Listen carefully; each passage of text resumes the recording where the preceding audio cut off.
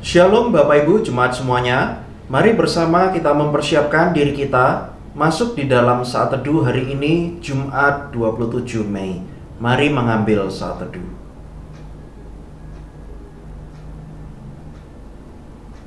Amin.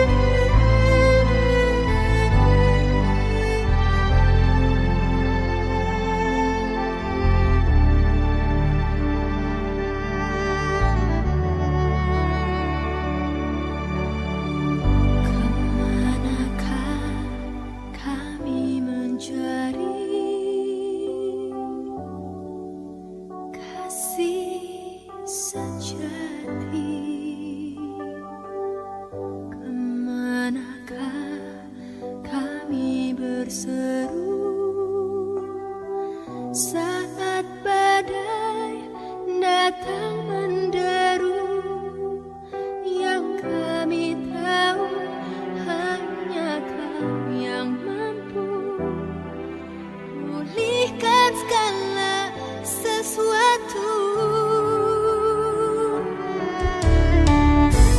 Manakah kami mencari kasih sejati?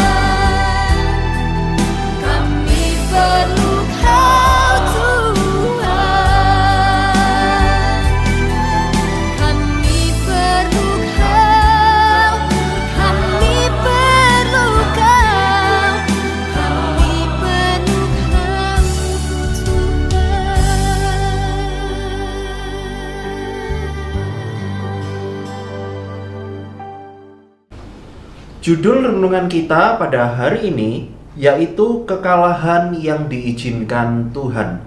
Kekalahan yang diizinkan Tuhan. Bacaannya terambil dari 1 Samuel pasal 4. Saya akan membacakan bagi kita semuanya 1 Samuel 4 ayat 10 dan 11. Lalu berperanglah orang Filistin sehingga orang Israel terpukul kalah. Mereka melarikan diri masing-masing ke kemahnya. Amatlah besar kekalahan itu. Dari pihak Israel gugur 30.000 orang pasukan berjalan kaki. Lagi pula tabut Allah dirampas, dan kedua anak Eli, Hofni dan Pinehas, tewas. Demikianlah firman Tuhan. Saudara, ketika kita melihat sejarah perjalanan bangsa Israel, seringkali bangsa Israel itu harus terlibat konflik dan peperangan dengan begitu banyak bangsa. Seringkali pun juga kita melihat banyak di antara mereka mengalami kemenangan. Orang Israel menang karena Tuhan memimpin dan juga menyertai mereka. Tetapi kalau kita melihat sebuah peristiwa yang tercatat di dalam 1 Samuel pasal yang keempat ini, bangsa Israel ketika berperang melawan bangsa Filistin, mereka itu biasanya menang. Tetapi kali ini ternyata mereka mengalami kekalahan. Bahkan kekalahannya cukup telat.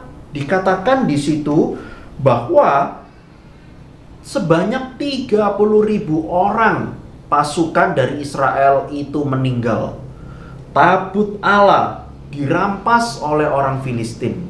Lalu pemimpin mereka yaitu Hofni dan Pinehas dikatakan tewas. Saudara sekalian, kita bisa melihat mengapa kali ini mereka mengalami kekalahan. Bahkan bukan cuma kekalahan biasa, tetapi kekalahan yang begitu telak, sehingga paling tidak kita melihat dalam 2 ayat ini saja ada 3 hal yang mereka itu mengalami kerugian dan keterhilangan. 30.000 pasukan meninggal, tabut Allah dirampas oleh orang Filistin, Hofni dan Pinehas itu tewas ketika berperang melawan bangsa Filistin. Saudara sekalian, hal ini memberikan mereka pada saat itu sebuah ajaran yang penting. Mengapa mereka kalah? Karena mereka telah terlalu mengandalkan tabut Allah. Mereka berpikir ketika mereka berperang, mereka itu bawa tabut Allah. Mereka berpikir bahwa pastilah mereka menang. Tetapi mereka melupakan Tuhan. Mereka lebih mementingkan benda yang kelihatan, yaitu tabut Allah sebagai simbol kehadiran Tuhan, tetapi melupakan Tuhan sendiri. Inilah yang tidak dimaui oleh Tuhan. Tuhan itu mau supaya orang Israel itu tidak mengandalkan tabut Allah, benda yang kelihatan, sebagai benda keramat, sebagai jimat yang membawa kemenangan bagi mereka. Saudara, Tuhan tidak mau seperti itu. Tuhan mau Israel mengandalkan Tuhan, pribadi Tuhan, bukan benda yang menyimbolkan kehadiran Tuhan.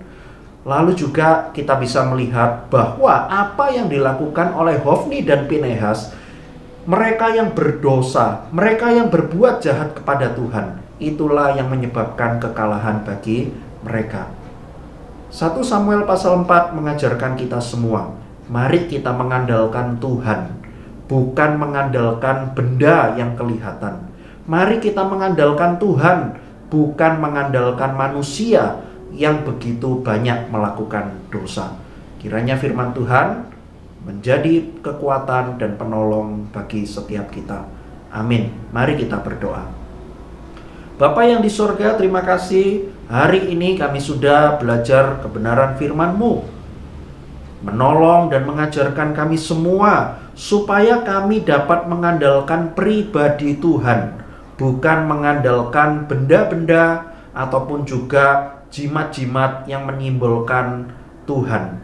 Tolonglah kami juga Tuhan, untuk kami boleh menjadi anak Tuhan yang tetap memiliki kesetiaan dan takut akan Tuhan, sehingga apapun yang kami kerjakan selama di dunia ini, itu semua menyenangkan hati Tuhan.